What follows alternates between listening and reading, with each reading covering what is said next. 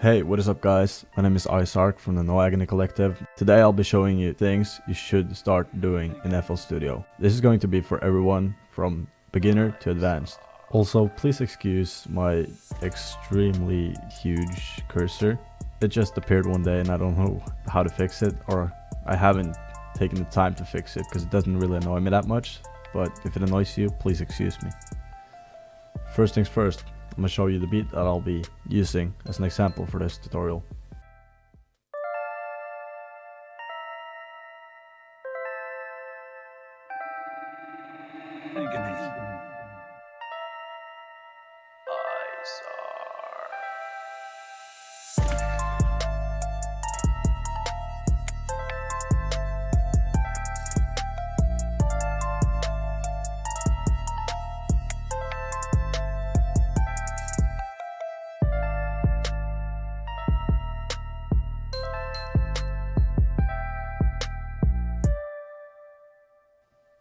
So let's start.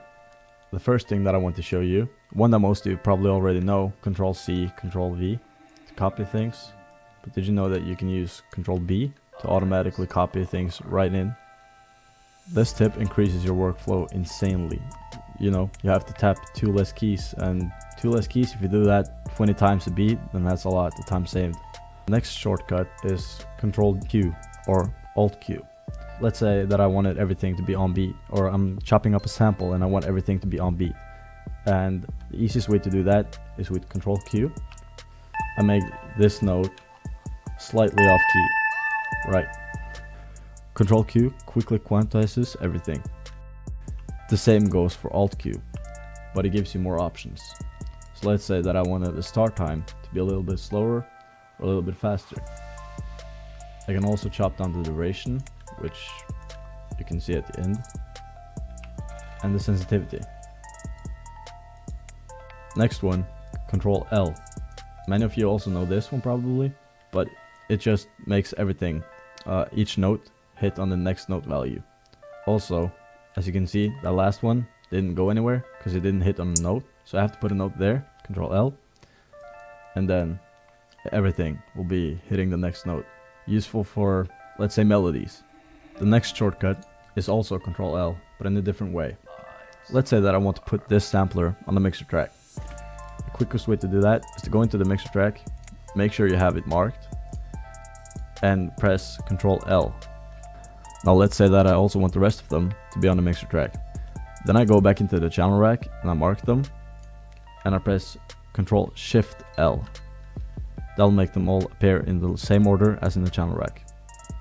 Next shortcut is to chop up melodies or notes or whatever you want to chop up. Now that I'm in piano roll for my hi-hats and I want these notes to be a hi-hat roll, I can easily mark it by holding Control and clicking and dragging over the note that I want to use, and press Control U. That'll chop it up. I can also use Alt U to choose however fast I want the hi-hat roll to be. Not always, but sometimes. One quick tip to make a melody is to just make an arpeggio. One way to do that is to press Control and A. That'll mark everything, and then Alt and A. And now we got a quick arpeggio.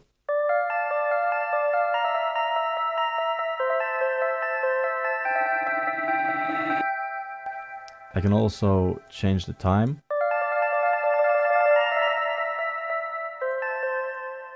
I can change how I want my arpeggio to be.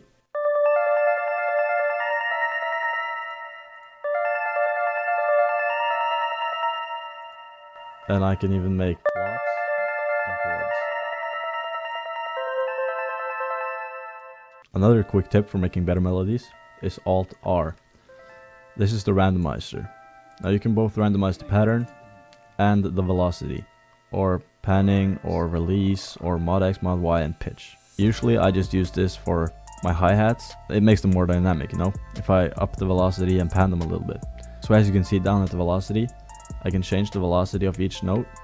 I can change the panning. Another fun thing you can do is change the seed. So let's say you don't like how the velocities are changing. You can just press seed and it will give you another way of changing the velocities. And it's really fun to make it dance. let's say that you don't want a random velocity. You can easily press Ctrl A and use the scroll wheel while holding Alt to make the velocities change all at once. So let's say that I only want these bottom bass keys to change velocity. Then I can easily just use the scroll wheel and press Alt to make them go lower. The final shortcut is the strummer. By choosing the notes you want to strum and pressing Alt S, you get up the strummer, where you can choose the time of how much you want to strum them, and the velocity can go either up or down by each note. You can also preserve end, which means that the notes cut off where you originally left them.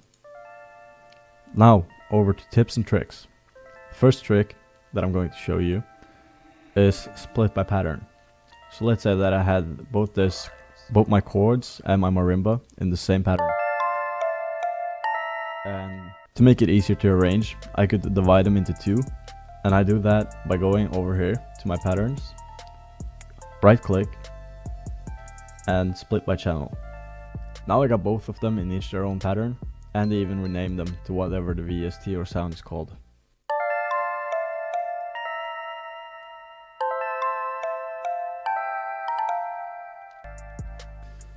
This next trick is stereo imaging. So as you can see, I have these little knobs under the mixer track, which are both purple and blue. Now blue means more stereo separated, and purple means more mono. So let's say that this marimba, if I wanted to sit better in the mix, then I could up or down the volume, EQ, but it might still clash. So I would have to change the stereo image to make it more wider to sit better in the mix. So let's now put it all the way to mono. Now it might clash with stuff like the 808s or all that stuff. But if I put it wider in stereo, it doesn't clash as much. And it can even make some sound even better. So, you know, use stereo imaging. Next trick, or two tricks actually, is saving the mixer preset. So let's say that I have my master and I want to use this master for later because I made it so good, you know.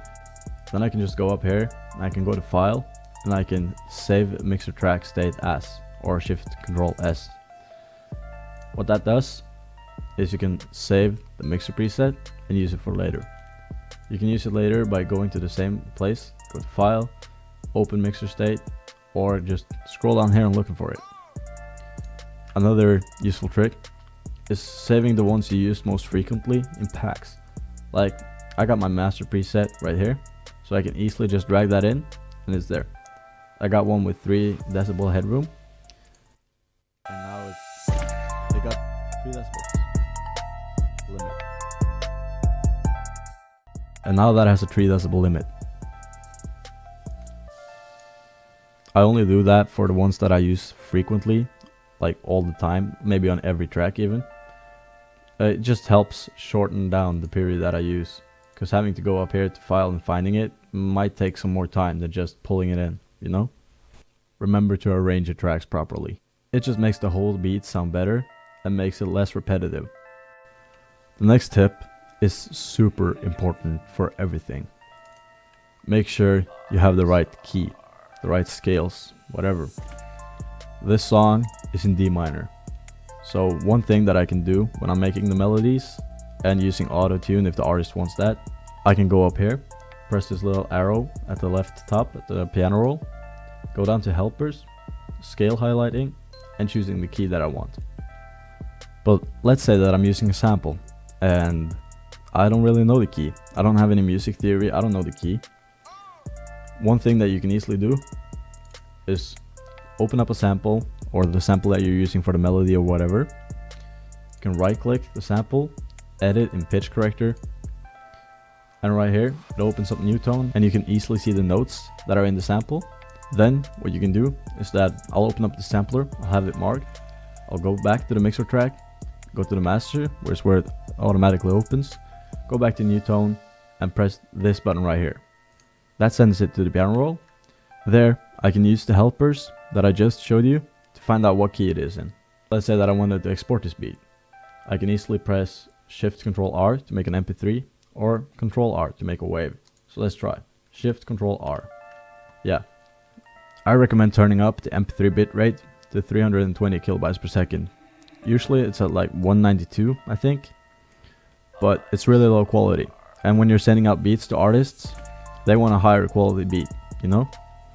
So turn it up to 320 and everything will be better. My next trick is split mixer tracks. This exports each sound by themselves. That was all I have for now. Thank you for watching. Hopefully you learned a few things. Remember to stay hydrated and don't give up on your dreams, kids.